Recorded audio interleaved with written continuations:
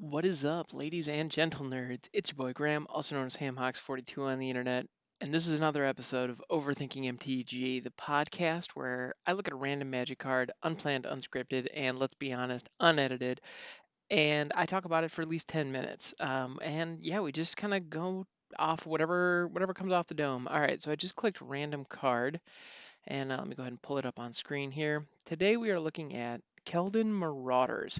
So Keldon Marauders is one generic and a red. It is a common. This particular version was printed in Planner Chaos, and it has Vanishing 2. All right, so it's a human warrior. It's a 3/3 for converted mana cost of 2, Vanishing 2.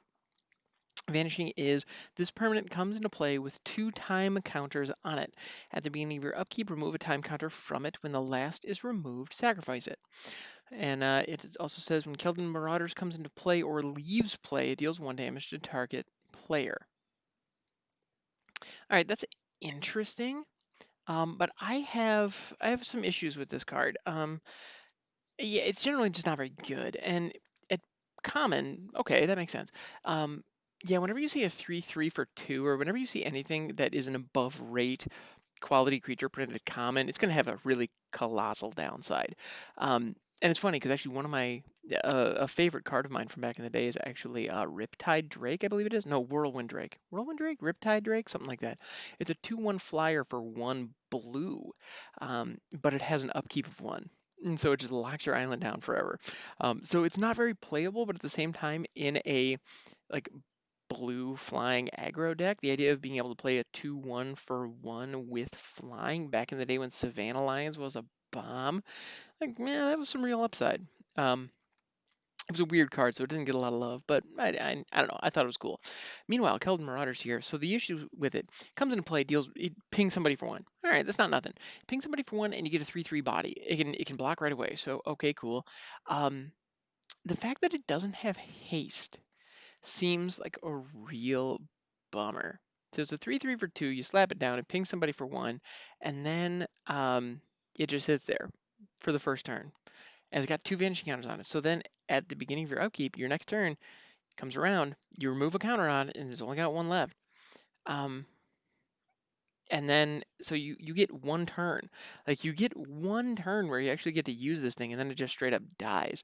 Like, now, when it dies, it pings somebody on the way out. So ultimately, you end up getting 5 damage out of this card. So that's something like 5 damage and a 3/3 blocker for 1 turn. So, like, I don't know. It's not nothing, but it's really not much more than nothing. Now, I suppose you'd have the blocker for 2 turns. So, I don't know. Like, it's not a bad design. Actually, I think the design is kind of interesting. The idea of an ETB and a leaves the battlefield trigger on a card with vanishing makes a lot of sense. I can appreciate that. I also find vanishing interesting because I'm pretty sure there was an effect called fade, fading. I believe there were fade counters at one point, which were something very similar. Um, I could be wrong. I feel I need to look that up, but I know their card. This is an idea that they've had before, where you put counters on something and then it disappears. I could have swore it was fading, but I could be wrong.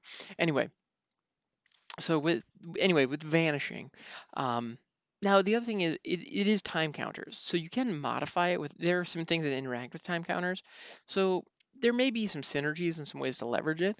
All in all, I feel like this is a really weird ball lightning. Um, a really super weird ball lightning. And when I say that, I'm referring to ball lightning as a 6/1 for I think 3 or 4, um, with haste that you sacrifice at the end of the turn. And so it ends up it just being 1 creature that swings 1 turn, dies immediately, whether it's blocked or not. But it has haste and trample is the thing. So it'll just burn through the army and hit somebody in the face is the idea. Um, but it's a flash in the pan and then it's gone. So it is a creature functionally, but it really feels more like a burn spell. Keldon Marauders feels like that to me. It feels like when it comes into play, it's 1 damage. Um, then you have an opportunity to swing with a 3/3, so that's not nothing. Swinging with a 3/3 on turn 3, nothing wrong with that. Um, although I got to be honest, I would much rather have a 3/3 with haste for 3 than a 3/3 without haste for 2 in red. And specifically, the reason for that is sure, having a 3/3 body on board would be good if you're in an aggro mirror. So if there's smaller creatures swing into you, the idea that you have a 3/3 body there to kind of pump the brakes on their assault, that could be helpful. Like there could be a really solid use for that, no question. Um, but I mean, it feels to me this feels like it's 5 damage. It's 5 damage and it's a flash in the pan. And that's fine. Like sometimes you just need five damage, and it's over the course of 2 turns. But I guess whether it is offensive or defensive is up to you in the situation. There's an opportunity if you're going up against actually, but you know what? Okay, I'm kind of coming around to this a little bit because I'm realizing if you are playing against an aggro player, holding this as a blocker back for those 2 turns that it can absorb attackers could really slow your opponent down while you get some other assets online to start swinging.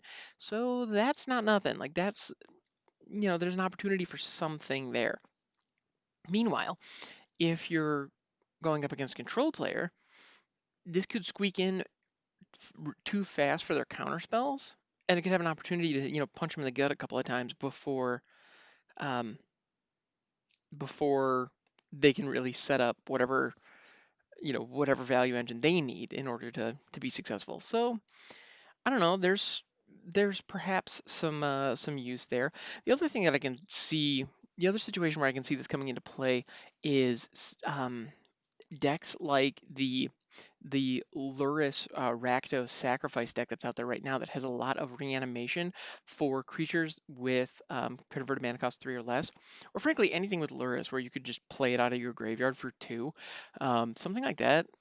Actually, in the current Luris deck, this would own. Um, the more I think about it, because in that deck you want your creatures dying anyway, and if you don't get a sacrifice outlet, you can just wait a turn and Keldon Marauders will sacrifice itself for you, and it gets that ETB and the LTB. Leaves the battlefield? Sure. Well, it's LTB. Let's call that a thing. Um, so, it's going to do something in those situations. And that's all of a sudden, actually, the more I think about it, the more I realize a good old fashioned Rakdos sacrifice deck could actually really use these. Yeah, and it's a big body on board that would be tough to remove with burn, um, unless you're in a format where something like Lightning Bolt would be legal, or Lightning Strike for that matter. But but even then, if somebody spends a Lightning Strike on this, they're spending the 2 mana and a card to remove something that was gonna get removed the next turn. So it's not a very good target for removal. It just would feel like a waste if I'm the person using that spell.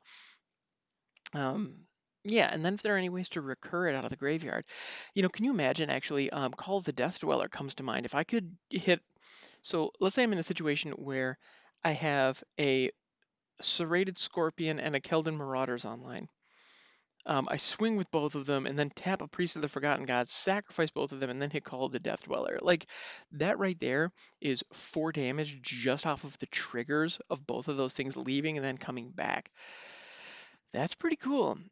Unfortunately, the Keldon Marauder's ability can only hit players. So if you do end up giving it a death touch counter, you can't kill something with it, which is a little bit of a bummer, but that's okay.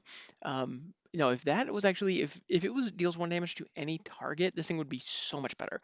As it stands, it's actually fine. It's funny. I came into this saying, this card sucks, and then the more I realized it, like actually in context, it's pretty good. Any deck that can really take advantage of Whisper Squad could probably take advantage of Keldon Marauders. Probably. Not every. I know they're unique situations. Um, well, and this actually wouldn't fit with Obosh because it hasn't even converted mana cost, which is a mild bummer, but all in all. So I guess I appreciate that it's capable of dealing a decent amount of damage, like a not insignificant amount of damage. I mean, this one card, if it can swing and go unblocked, can remove 1/4 of your opponent's life total. That's not nothing. That's actually pretty considerable. Um, and it can be a pretty decent blocker. It's a decent blocker too that you don't mind putting in front of something pretty big. Because if it dies, oh well, it was going to die anyway. So it's very expendable, and I can appreciate that. There's something to be said for a creature that you don't mind putting in front of Galta. Um, you know, just yeah, you can just smash this thing over, whatever, it's fine. I mean, Galta's probably a bad example because it's got trample, but you know what I'm saying. You can just put that in front of a big thing and just, okay. Later, Marauders. And on its way out, it's going to punch your opponent for 1. So that could be fun. Um, actually, any cards that make really weird, really funny moments possible, I appreciate. In a recent video, actually, I was playing a storm deck and somebody hit me with um, Thought Erasure, saw my hand and conceded. Like, that was a beautiful moment that made me so happy. Keldon Marauders could theoretically kill somebody because they attacked you. If you put this in front of a blocker and your opponent is at 1, they would die just because they allowed the Keldon Marauders to die. That's pretty cool. There are better cards that are more likely to do that than this, but this could make that possible. And those little moments, I dig those. Those are beautiful. Those little moments, those little experiences are what I play this game for. So there's something to be said for that. Anyway, thank you so much for hanging out. This has been an absolute pleasure. This has been Keldon Marauders. And you know what? I changed my mind on this one. I have come around. At first, I thought this card was you know, purely like draft meh. And now I'm realizing, you know what? In the right context, this actually could probably do some cool things. So cool. It's actually kind of nice to it's nice to be wrong. Sometimes. Anyway, thanks so much for hanging out. It's been a pleasure. I'll catch you next time.